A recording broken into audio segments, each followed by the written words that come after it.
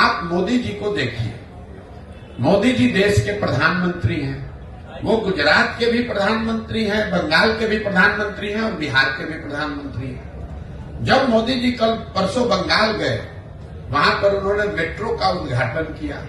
अभी 2 दिन के बाद वो गुजरात जाएंगे, वहां सेमीकंडक्टर के फैक्ट्री का उद्घाटन करेंगे। कल मोदी जी बिहार आए थे, उन्होंने यहां जूट मिल, चीनी मिल की बात नहीं की। यहां पर वो क्या बात कर रहे हैं, लालू का डर दिखा रहे हैं कि हमको वोट नहीं दोगे, भाजपा को वोट नहीं दोगे, जंगल राज आ जाएगा। वे पूरे बिहार को हम 5 किलो अनाज खिला रहे हैं गरीबों को, इसलिए वोट दो। हमने मंदिर बना दिया, इसलिए वोट दो। मोदी जी वही हैं, लेकिन अलग अलग राज्य में अलग अलग तरीका लोग अपनाते हैं। क्यों? क्योंकि उनको भी मालूम है कि बिहार में लोग पढ़ाई और रोजगार नहीं मांग रहे हैं। बिहार में लोग 5 किलो अनाज मांग रहे हैं, हिंदू मुसलमान मांग रहे हैं, जाति मांग रहे हैं। तो आपको जातिगत जनगणना मिला। जो चीज आप लोकतंत्र में मांगेंगे वही तो मिलेगा। हम लोग इस पर चिंता करते हैं कि वोट किसको दिया जाए। मेरी अपनी 20 वर्ष की समझ है कि किसको आप वोट देते हैं ये जरूरी नहीं है।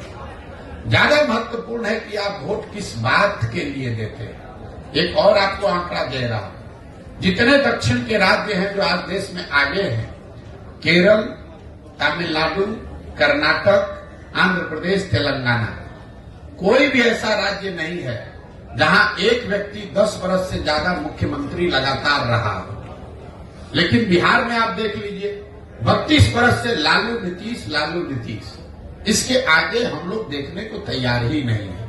ये इसलिए है कि जाति धर्म के नाम पर बंधुआ मजदूरी हो गई, एक आदमी बन गया, अब वो और उसके बच्चे ही यहाँ पर आगे चलाते रहेंगे।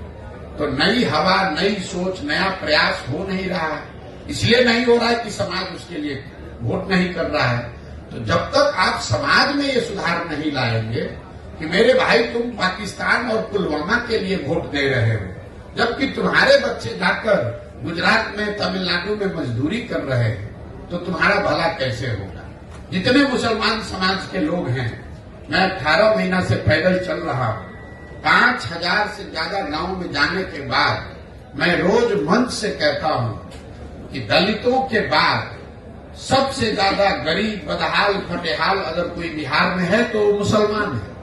लेकिन 32 साल से मुसलमानों ने लालटेन का साथ नहीं छोड़ा है।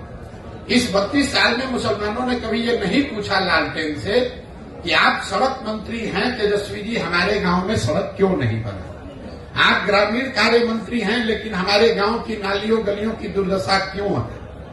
आप स्वास्थ्य मंत्री थे, हमारे बच्चों के लिए अस्पताल, दवा, डॉक्टर क्यों नहीं है। आप शिक्षा मंत्री थे, हमारे बच्चों के लिए पढ़ाई क्यों नहीं है।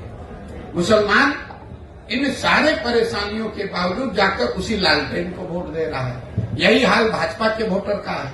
कोई नहीं पूछ रहा है मोदी जी से कि भाई आप देश में इतने बड़ी बड़ी बात कह रहे हैं, बिहार की बंद चीनी मिल, जूट मिल कब चालू होगी ये बताओ। आप बताइए, देश में कौन ऐसा उद्योगपति है जिसको अगर मोदी जी ये कह दे कि तुमको बिहार में जाकर चीनी मिल लगाना है और उसका हिम्मत है कि वो कह दे कि नहीं लगाएंगे। फिर मोदी जी ने ये क्यों नहीं कहा?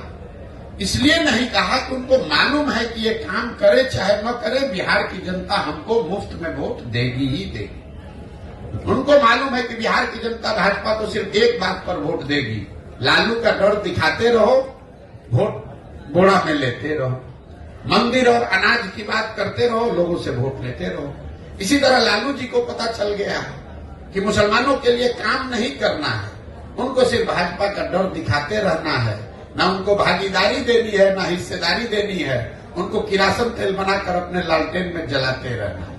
मुसलमान अपना और अपने बच्चों का भविष्य जला रहा है। लालटेन की रोशनी लालू जी के घर में हो रही है, मुसलमानों के घर में नहीं हो रही है। लेकिन अगर ये बात मुसलमानों को नहीं समझ में आएगी तो कैसे कोई सुधार ला देगा। कोई एक प्रशांत किशोर आ जाए कि 10 प्रशांत किशोर आ जाए। इसीलिए हमने दल नहीं बनाया है, इसीलिए हम वोट नहीं मांग रहे हैं। हम ये कह रहे हैं कि नहीं, पहले आप समझो, आप खड़े हो।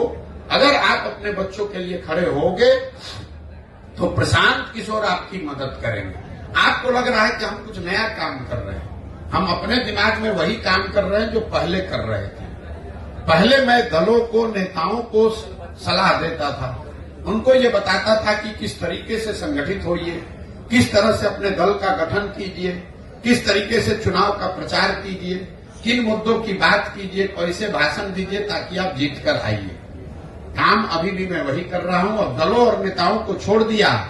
बिहार के गांव गांव जाकर लड़कों को, बच्चों को बता रहा हूं कि मेरे भाई तुम्हें नया दल चाहिए, ये चारों पांचों दलों ने तुमको और तुम्हारे बच्चों को ठगा है, तो तुम साथ में आओ।